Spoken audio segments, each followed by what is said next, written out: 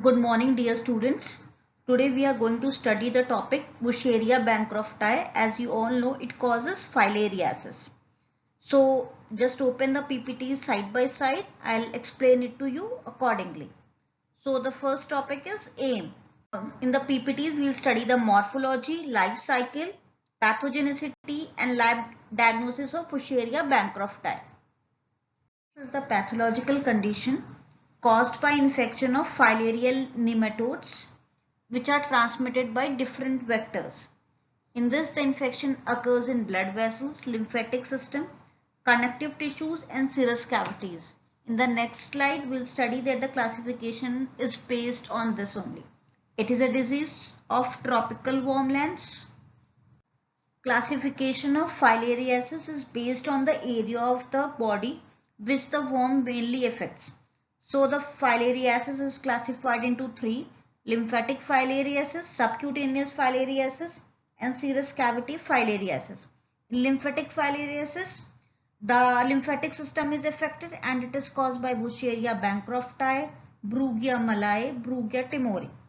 The second is subcutaneous filariasis. It affects the subcutaneous area of the skin and it is caused by Loa loa. In the serous cavity, the third is the serous cavity filariasis. It affects the abdomen serous cavity. It is caused by Manzanella ozardi and Manzanella persistens. Various filarial nematodes are shown.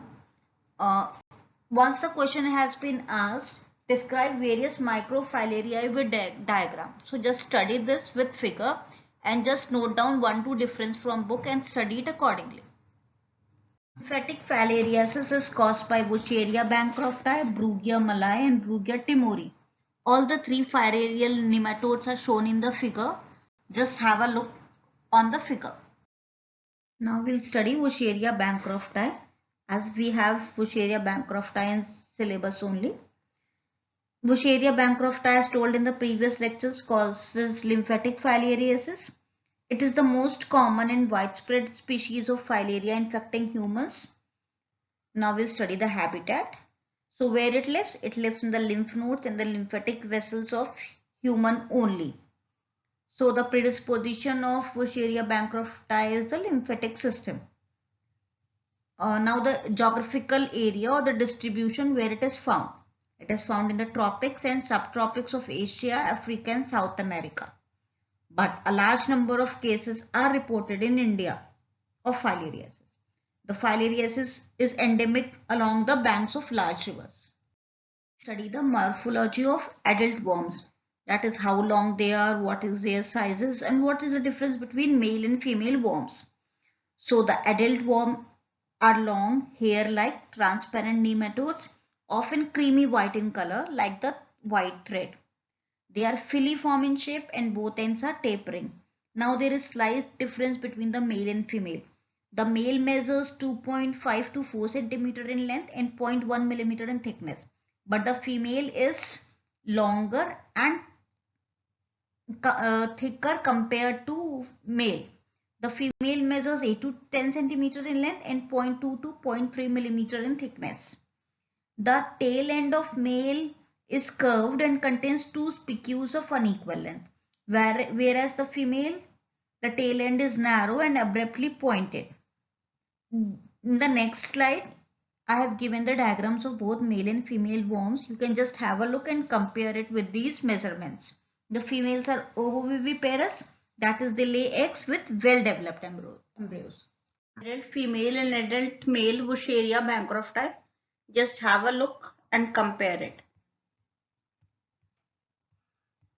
We'll study the embryos of Wuchereria bancrofti. They are also known as microfilaria. After passing through the lymph nodes, the embryos find their way through the main lymphatic trunks into the blood, and from the blood they are sucked by the mosquitoes, that is the vectors.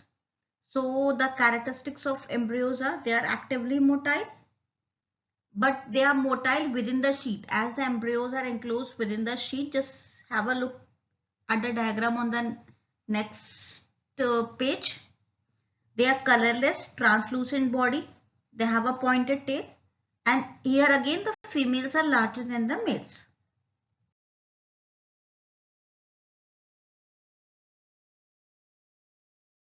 Now comes the main part of the Wuchereria bancrofti, that is the life cycle. The life cycle is always very important. Study it with the diagrams. I have given 3 diagrams of the life cycle. Study whichever you find easy. Wuchereria bancrofti is digenetic. Digenetic means that the life history is completed in 2 hosts. Here the definitive host is the man and the intermediate host is the female mosquito.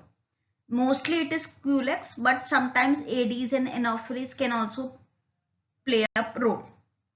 We'll study the life cycle in the intermediate host. I have given the diagram on the left side. So while going through the PPTs, just concentrate on the diagram so it will be easier for you.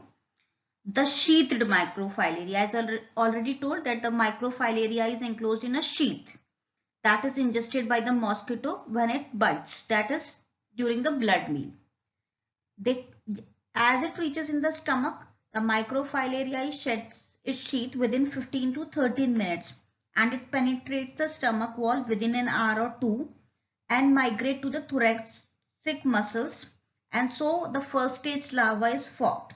This first stage larva rapidly grows, molts once or twice and changes into second stage larva. It takes about 3 to 7 days. Now comes the third stage larva. By about 11th day, it becomes fully grown with development of all internal structures. This is the third stage larva and this is the infective stage to man. This third stage lies in the labium of mosquito. Labium is the proboscis of the mosquito.